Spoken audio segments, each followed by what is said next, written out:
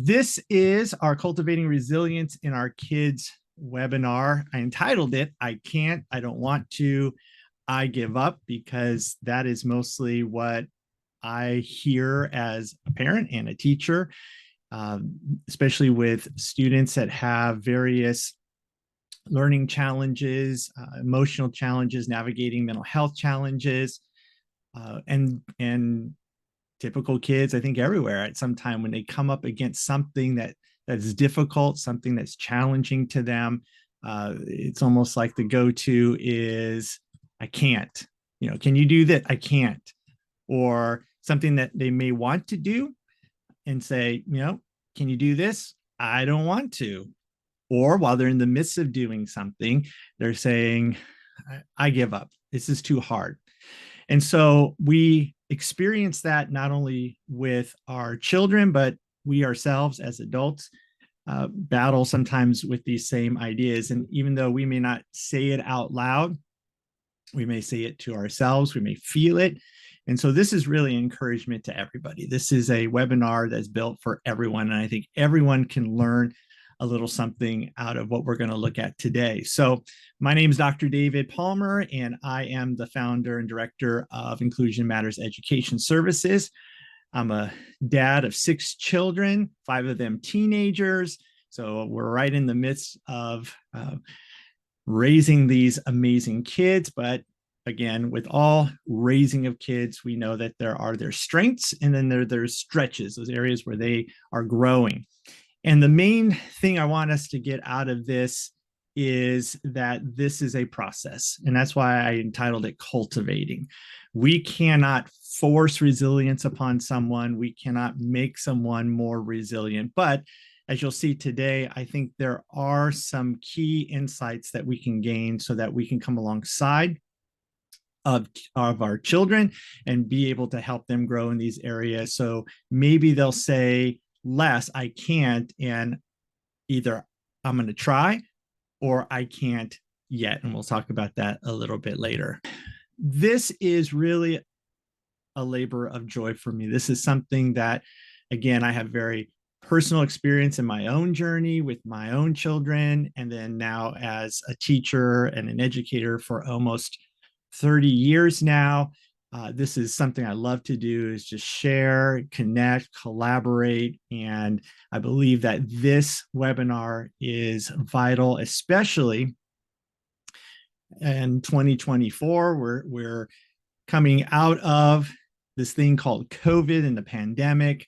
It has undoubtedly left a mark on all of us, especially our children. And so this is the time, and it's only going to become more and more and more important as the days and years go on.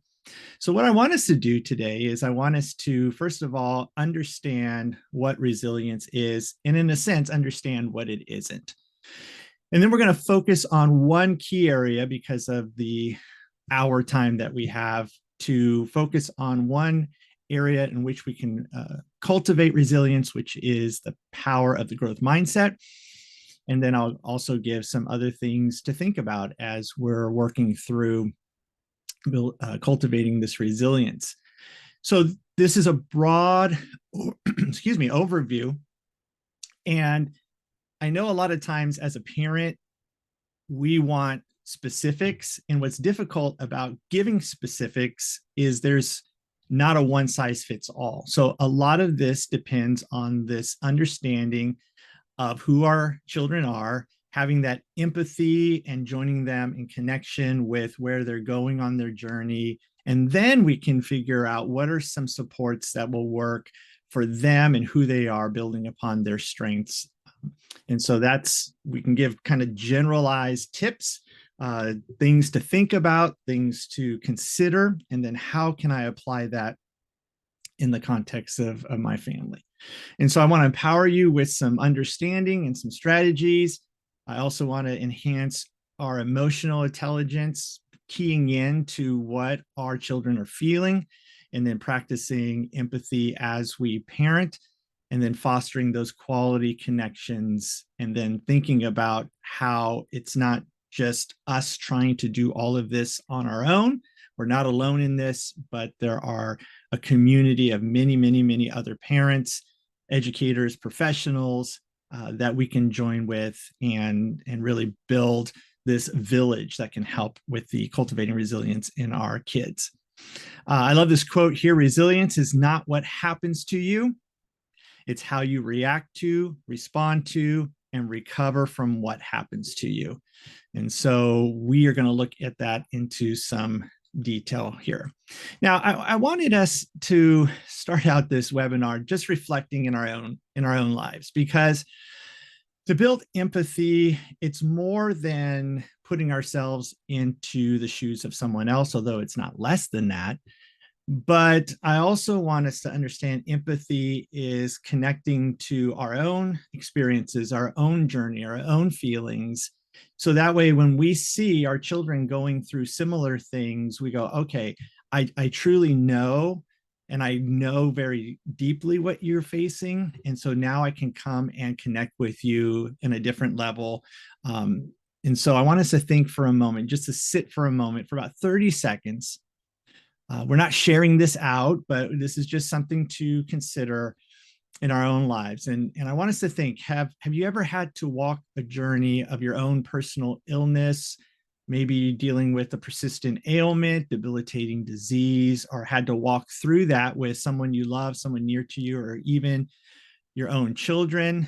As some of you may have seen on our Instagram page, one of our children right now was in Loma Linda Children's Hospital. They were released on Tuesday, but then readmitted yesterday. And still, doctors are trying to figure out why certain blood levels are high and why her muscles are being affected. And so, again, trying to be transparent and relevant, I am in the midst of it right now. So I understand and know how challenging it can be to be resilient, but also know the value of these times. So think about that. Or maybe you've lost a loved one, someone close to you, faced maybe a challenge of losing a job, losing your home, having your business fail, finding yourself scrapping for pennies to afford a meal, struggled under the weight of overwhelming debt, and just the stress that comes along with that. And then think about maybe someone you trusted betrayed you, maybe slandered you, even abused you. And I want you to think about those moments, but I don't want you to think about just that moment. I want us to think about, how did we get through that moment? What was it that helped us get through the other side? Now, again, we may not and probably will not be the same on the other side, but I want us to connect to our own journey of building resilience, going through difficult times, growing through that, learning through that, being equipped through that to come alongside others and help them in their journey as they go through difficulties and challenges and tough times. And so let's just consider that for a second. I also want you to think for a moment, how would you define resilience, or what does resilience look like to you? I jump on the microphone, Scott, if you want to jump on in and give kind of your thoughts on how would you define resilience, or you can type it in the chat. That would be awesome.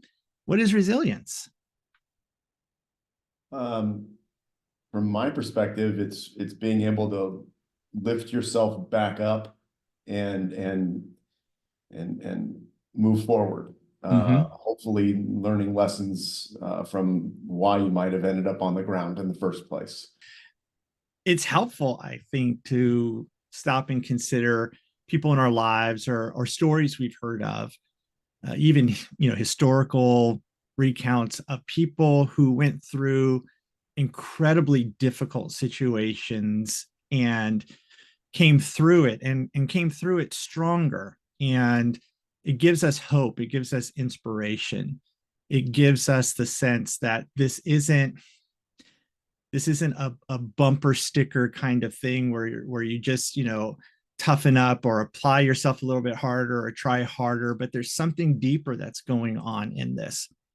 And so I'm going to show you this video here. that I think helps us understand what that is. Resilience is the result of a highly interactive process between individual characteristics in the person and the environment in which that individual has developed. It's really the counterbalancing of difficult things that may exist in the child's life with positive things that occur within the family, but even positive things that may exist in the community.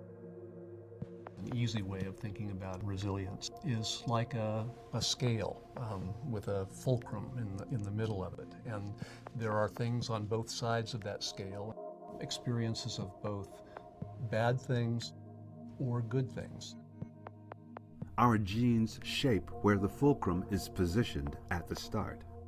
There are certain genes that make a child more sensitive to the effects of maltreatment or parental neglect or witnessing violence.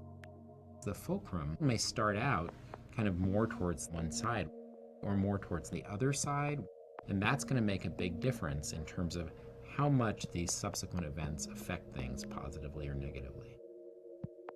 Science tells us that experience moves the fulcrum, for better or for worse. Even though we are born with genes, genes will respond differently to certain environmental situations as opposed to others. What the genes are actually doing are turning up or turning down the expression of chemicals in circuits in the brain and the circuitry in the entire body that govern our responses to stress, to anxiety, to depressive symptoms. When positive experiences accumulate and children learn coping skills that help them to manage stress, the fulcrum can slide, so the scale tilts toward positive outcomes more easily. That's what resilience is all about. There's always an adult, or more than one adult, who is key to providing that relationship that helps to build resilience.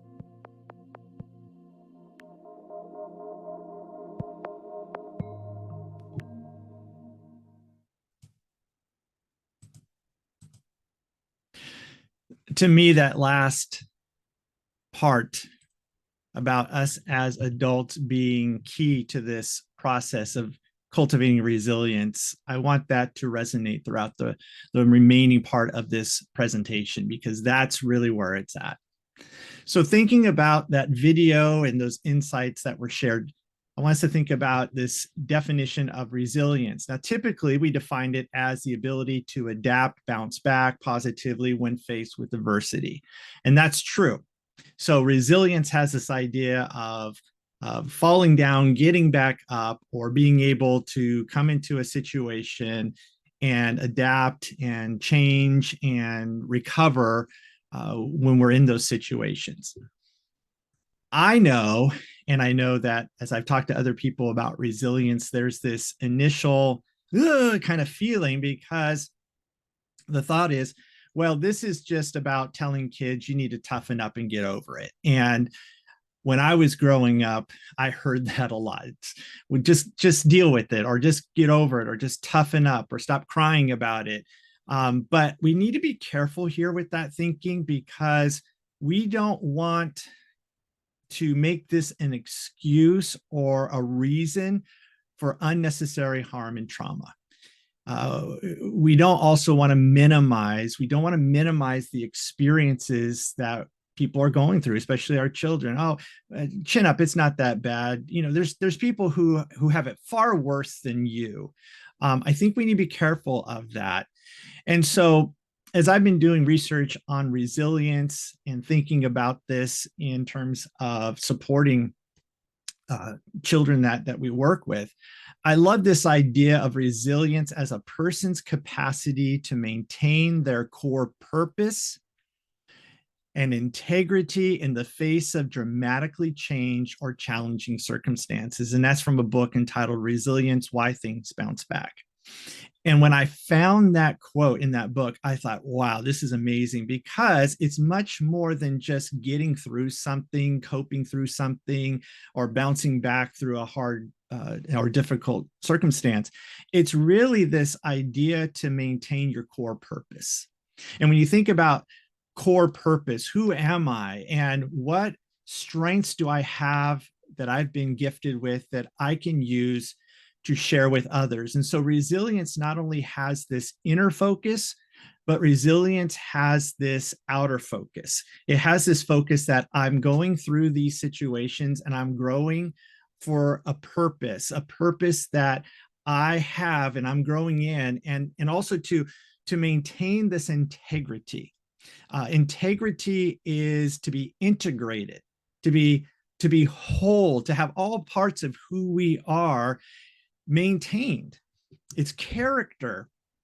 And so resilience has to do a lot with not just our ability to bounce back, but it has to do with how our character is being formed and shaped, how we are then using that shaping of our character to then go out and live our core purpose, which is outward focused. And so resilience is important because this topic has incredible and significant impact on the lives of our children. And we know that and we see that, and that's why we're here. That's why we're curious about this. And if we look at our children as really the integration of head, heart, and hands, meaning what they think, what they believe, their thoughts about themselves, their thoughts about their world. When we think about their heart and their emotions, their affections, the things that are going on that level, and then their hands, their behaviors, what they're doing, how they're responding to those underlying beliefs and those underlying feelings, that all has to factor into this. And so there's a sense of an emotional strength that happens that our children need. To really grow them and to solidify them. And so as they overcome different obstacles and hurdles in their lives, which we all do because we're all going to face these difficulties, as they build resilience, they begin to see themselves as capable and competent. I can. And so when they come up against something, it's not I can't or I won't, or they're in the midst of something difficult and they want to say, I quit. I give up. There's this healthy sense that no, you're much more than what you can't do. You're much more than a deficit. You're much more than a disability. And that's why inclusion matters. We tend to focus on the whole child, strength base, and affirm who they are, as we saw in that video. So yeah, learned helplessness can come along because it's easier in a lot of ways. And so we have this tension as adults as we're cultivating resilience to help them and set them up for this sense of lifelong success by helping them positively see their strengths and what they're capable of doing.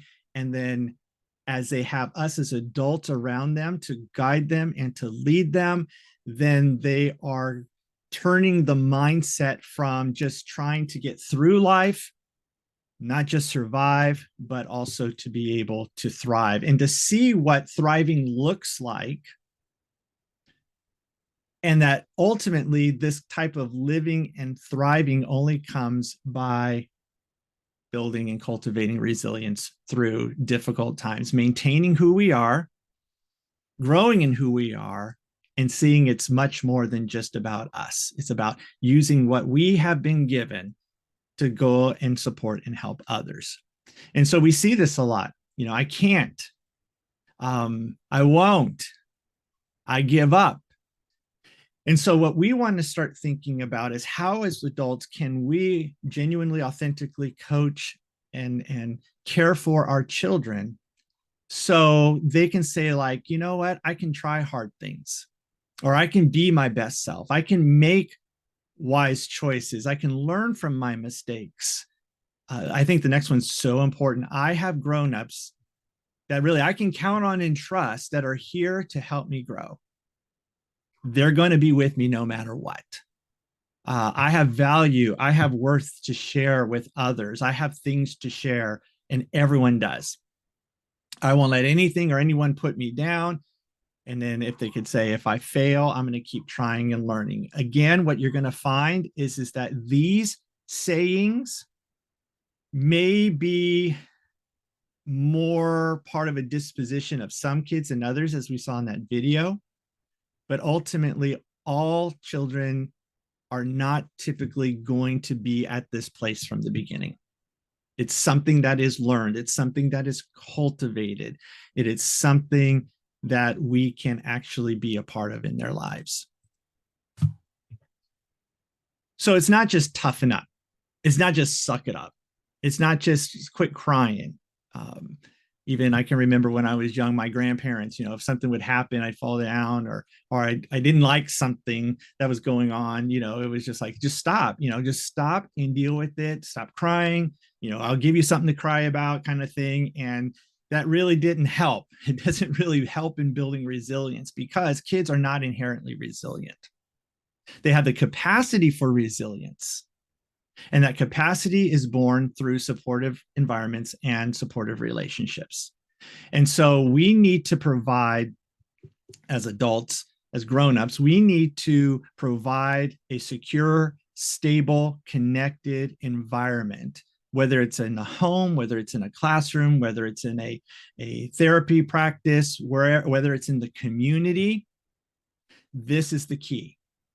The bottom line is, in order for us to teach our children to be resilient, which means to grow in their independence, to do things for themselves, and to be able to handle just the things in life that they need to be able to handle, and to develop those positive social connections, they need us.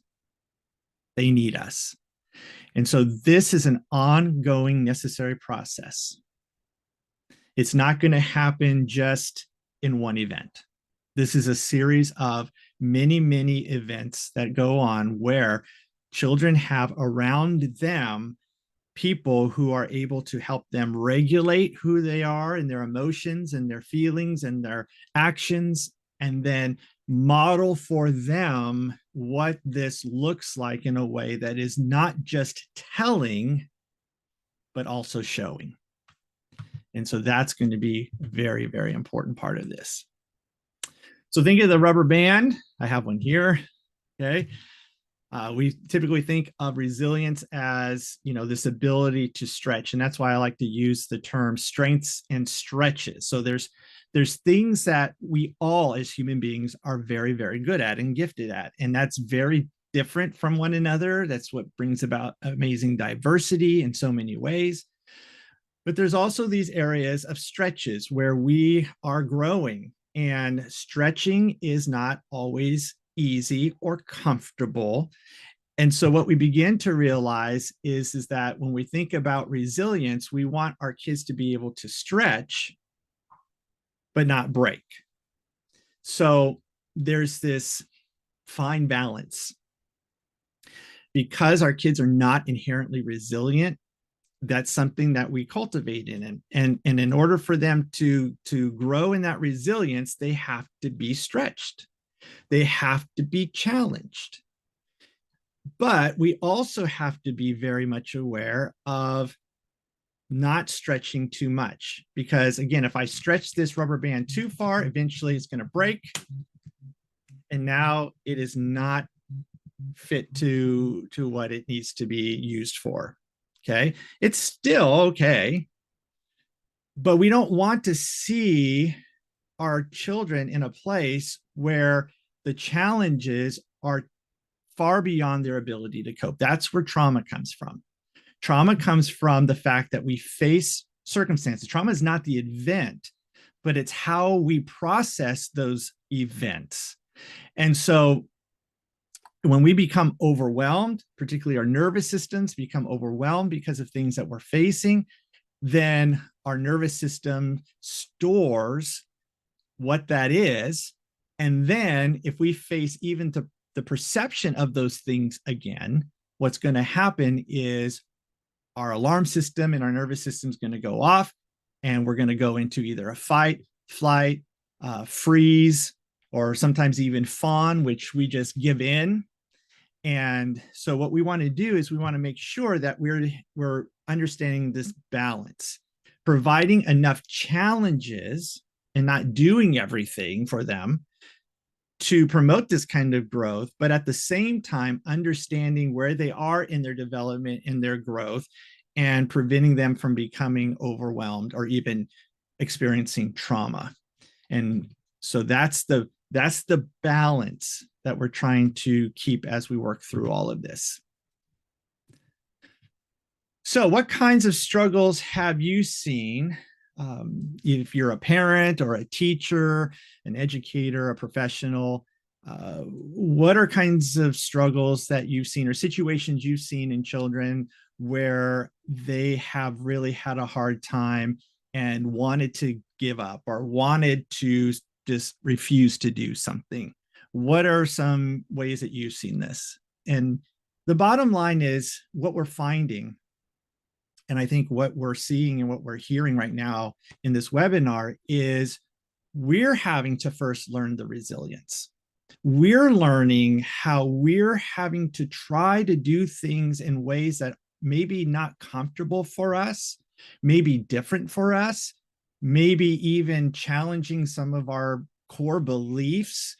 And yet we're seeing how, as we're working through that resilience, as no one here is given up, that's the same thing that we're looking at in our children, and that we're actually modeling for them, we're actually showing them, and we're actually inviting them along in that process. And so think of cultivating resilience not just as something you have to do to your kids. It's something that you're really inviting them into based on your own experience.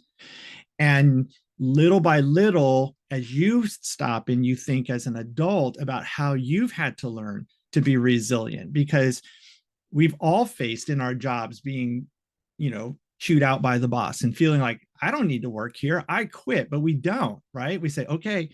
And it's more than just, we feel like I just got to suck it up and do it.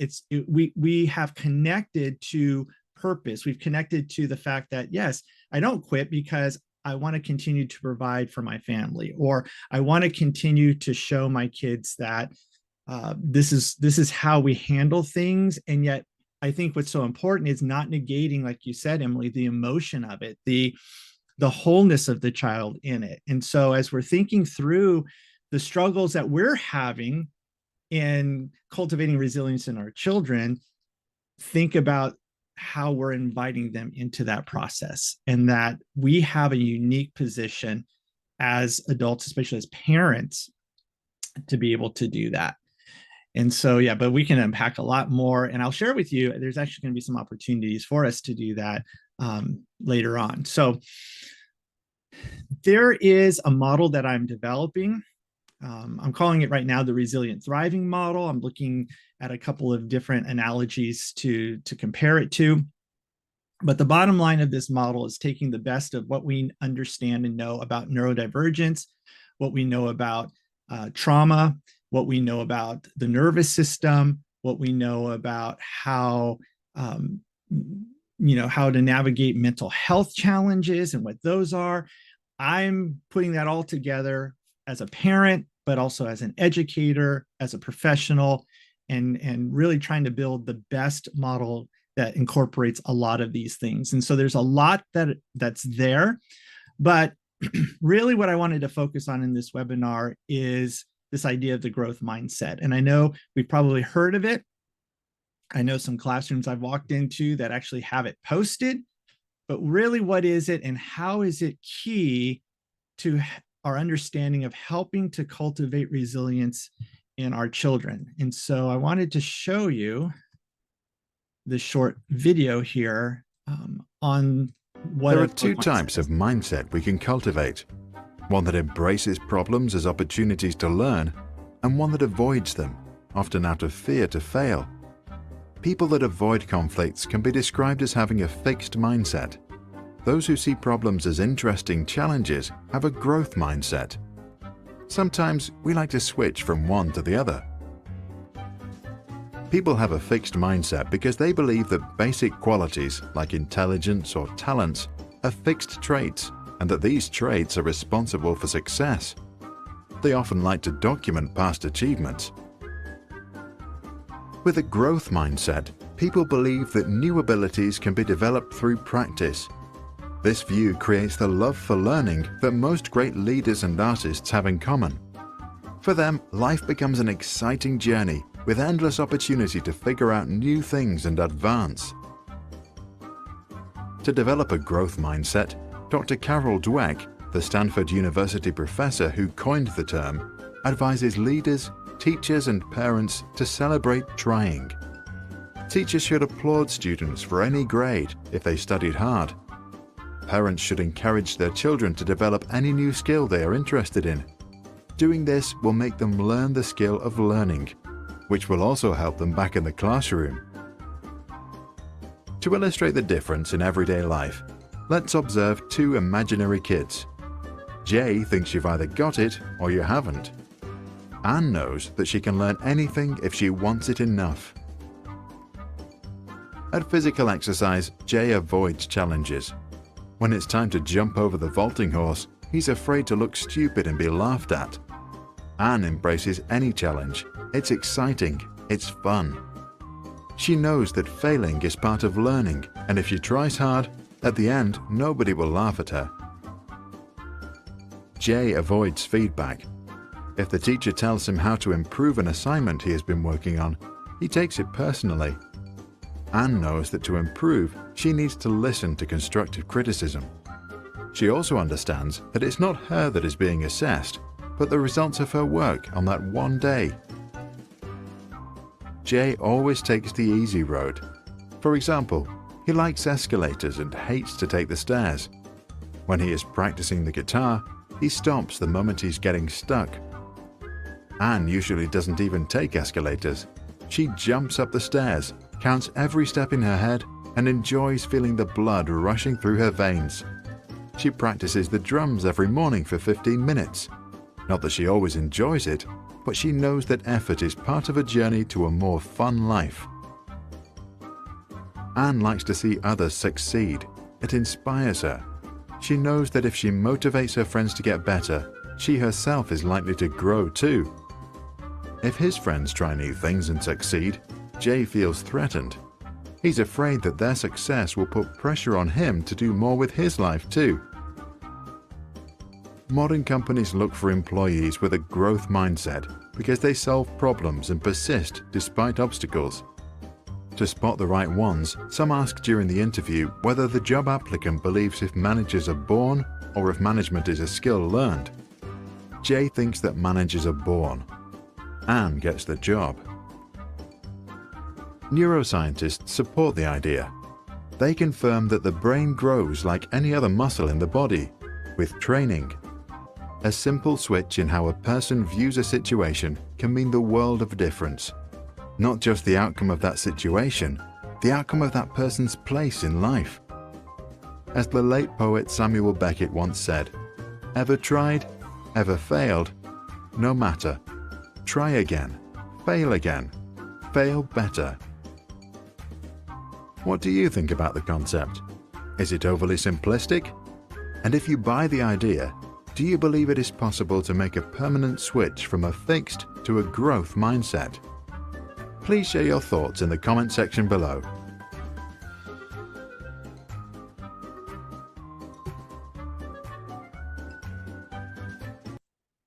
So then we go back to how can I walk alongside you in this journey to help you be better prepared? How can I invest and be present in your life in this moment to take that thing that's a strength and not use it against you, but show you how to develop and build it so it works for you? So there's so much more that has to go into our mindset. And that's why in this, if you're looking for specific to how do I do this? How do I get my kid to do this? How do I get my kid to do it? That's the wrong question. The question isn't how do I get my kid to do this? Or how do I get my kid to not say this? Or how do I get my kid to... It's more relational. It's more understanding and being affirming and empathetic of what's going on underneath the surface, understanding there's reasons that all behavior is communication. So they're telling you something about their nervous system. They're telling you something about how they're actually processing and feeling this, whether we think it's good or not in the moment, we're looking at that and going, okay, this is valuable information. Now it's my job as the adult to come alongside my child and to help them through this process very gently, very calmly, but also very firmly, because we are helping them develop. Develop means that you are progressing. And so I want us to come out of this webinar and all the work that I do to just stop and say, it starts with us.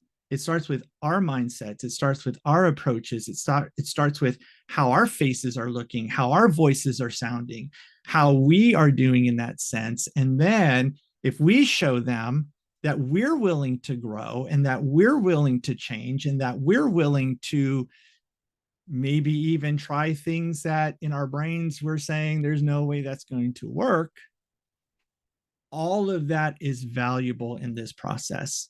So I hope that makes sense. I didn't mean to preach at everybody, but these are just lessons that I have to learn every single day, raising my own children and then working with students in special education. So I do have a few quick starter things that you can think about. Again, all of these things don't necessarily guarantee instant, resilience in our kids. You do this and wow, overnight it's going to change. But I do think they're helpful. So trying new things. Again, I love how Emily shared, encouraging her kids to try something different, try new things. Again, being sensitive to that, there's a lot going on underneath the surface, but I will say that has been very helpful, even in my own children. Again, it's that balance of not jumping in too soon, but not letting them flounder too long. We've heard of helicopter and lawnmower. Those are just terms that we hear. I'm not too fond of those terms, but I get the ideas behind them, where helicopter is we're hovering over them and we're not giving them the autonomy and choice and voice. Because as part of development, they need to have some degree of autonomy and decision making in their lives that's appropriate for who they are in their developmental stage. And lawnmower just is a reference to somebody who always knocks down the obstacles for their kids, so they never have to face things. That's not what I hear from you, which I'm excited about. And so, but I think sometimes when we see our kids struggling, we want to jump in right away, and we could rob them. So it's not just leave them alone because they need us, but it's also figuring out that balance, that dance. And we don't get it right every single time, but as long as we're aware of it. Cutting out noise. I know this is tough. I know this is hard. I'm not saying take away all social media, video games, and all of that. But we do have to sometimes say, we just need to go outside. Let's go take a walk. Again, if you just kind of say, get off your device, you need to do this or that, that might be a little bit tougher than saying, hey, I really want to spend some time with you. I got this new game. Or as you see in the next picture, I'd love to have you just help me cook dinner, or as dads, help me do other things. Doesn't matter, moms, dads roles, boys, girls roles, whatever, it doesn't matter to me. It's just we're building that connection. So when they say, I can't, so we think empathize, encourage, and then eat small bites. You've heard, how do you eat an elephant, which is a gross analogy, but one bite at a time. It's the same thing. Okay. It's providing that guidance, that advice, not overwhelming them, not trying to tackle. So a lot of times we as parents get frustrated because we say to our kids, go clean your room.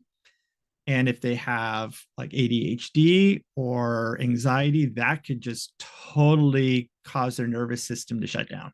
And then we get upset. Why won't you listen to me? Why don't you do what I tell you? You need to be obedient. Well, we need to stop and say, okay, I can empathize and realize to you that this is an overwhelming task.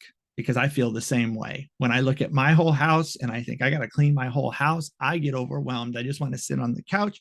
I want to binge or watch, sports on TV and just say, forget it. So I get what you're feeling. So how about if we come up with a plan that today we're just going to work on what's on top of your dresser.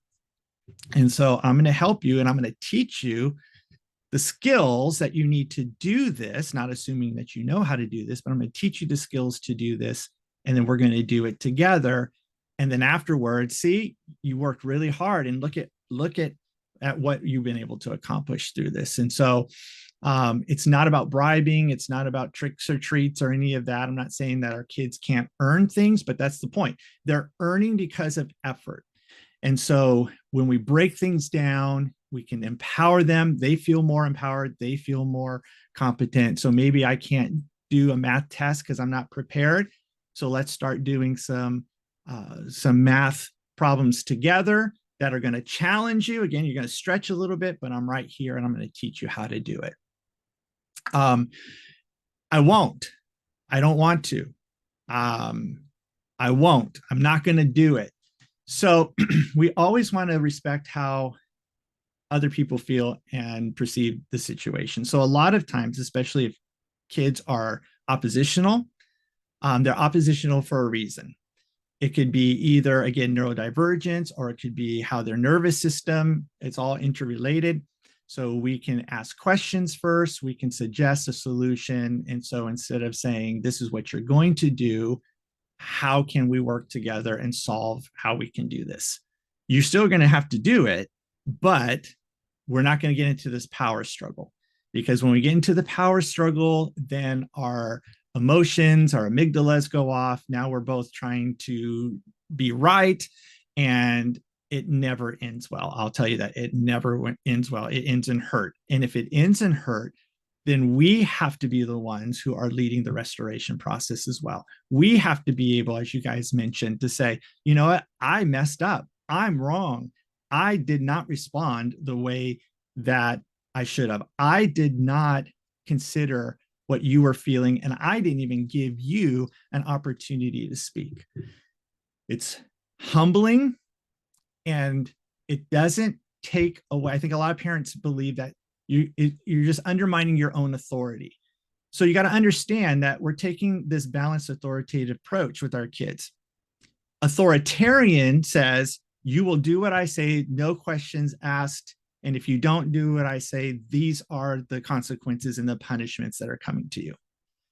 On the other end of the spectrum, again, it's a stretch. On the other end of the spectrum is permissive parenting, which is, hey, you can do whatever you want. You don't want to do it, fine, that's good. I don't care. Or, oh, I'm sorry, I guess it is too hard for you. I didn't mean to stress you out, and those kinds of things.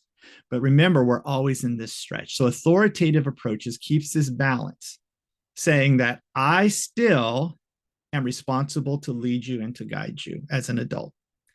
But at the same time, I have to give you the ability to stretch.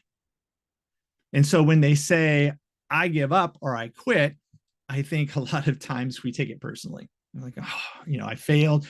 And Emily, as you were talking about the culture in which you live in, I get it, because we have gotten plenty of stares. We have gotten plenty of under the breath comments. We have had plenty of people come up to our face and tell us we're not good parents. I work with parents who other adults come up to them and say, well, if you really knew how to parent, your child wouldn't be like this.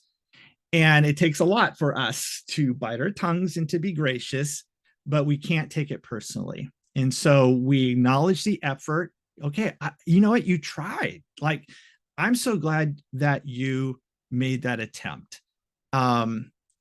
This idea of ZPD, it's just a fancy educational term for the zone of proximal development, which is what we've been talking about. The zone of proximal development is when kids are giving something that's difficult, but something they can accomplish.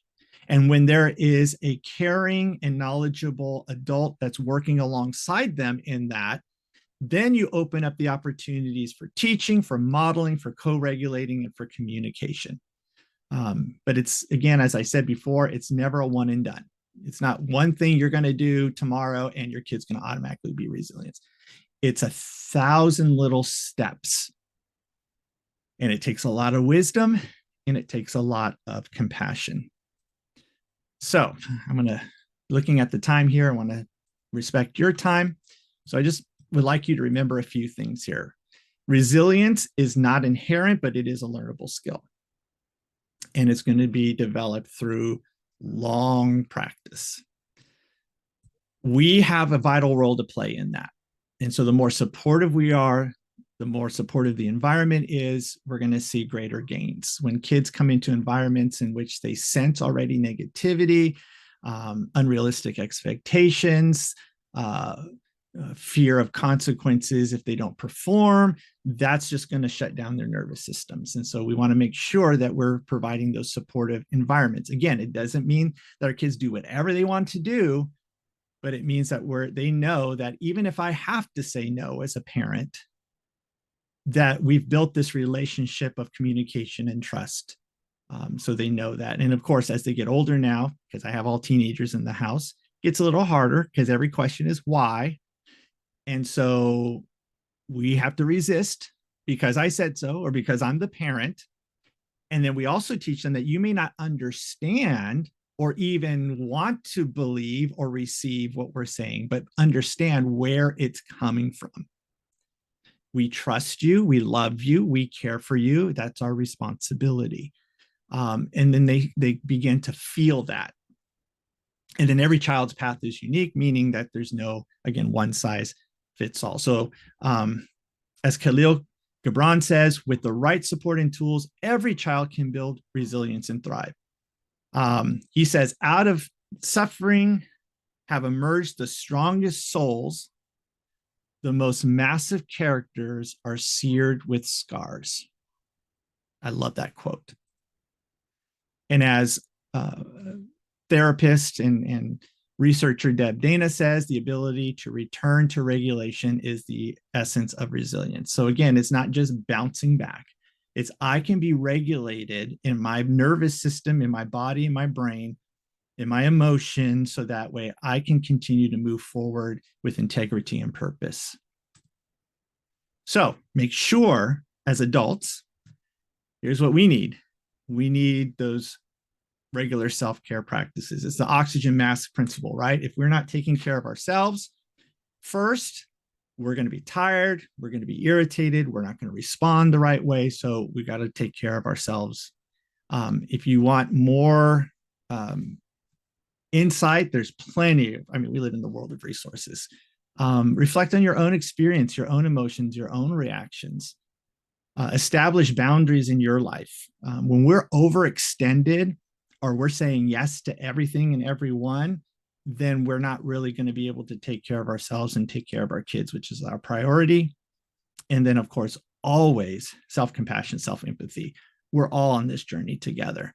No one's going to do it right 100% of the time. And actually, that's part of the building of resilience. So if everything was perfect, we would never have to be resilient, would we? But we don't live in that reality. And so we're going to make sure in our kids, we're going to help them. We're going to help them with regulating. We're going to give them that and safe and supportive environment. And we're going to teach them how they can continue to build the skills that they need. Where can we go from here? That's the question. So I want to give you a few opportunities to think about. One opportunity that I'm really excited about and branching out into is doing some parent coaching. And I like the idea of parent coaching. It's not family therapy because I'm not a therapist. I'm not a licensed therapist. But coaching has this idea of you're taking the best of everything that's out there and you're walking and guiding side by side families and parents and helping them in a lot of the things that we've been talking about. So we're going to offer a 6-week journey beginning in March. I'm limiting it to 10 families. So it's going to be a small group. And what's going to happen is we're going to have lots of pieces to this. So there's going to be in the 6-week program, twice a week. There's one training session that'll be once a week on Tuesday nights. And then families can also once a week schedule a 30-minute coaching session with me, where we can get into how to personally apply the things that you're learning in the training session. It's very holistic, and drawing, again, you'll learn more about my resilient thriving model. And then it's an opportunity for you to really, I think, stop having to feel the frustration and disappointment as we try to motivate our kids to engage in these tasks. And so I think it's I know it's a tremendous investment. It's basically, I calculated out everything you would get in terms of resources and coaching and all of that training. And, it's well over a $1,600 value. I'm offering it to families for $825 for the whole 6 weeks. I'm just here to serve you guys. I'm here to just say, I have dedicated my life to this. And so whatever I can do to come along and serve folks, that's the number one priority, taking what my purpose is, what I have in my experience and my expertise, and then sharing that and empowering and equipping you. So anything I can do for you, just let me know. And I think we're good.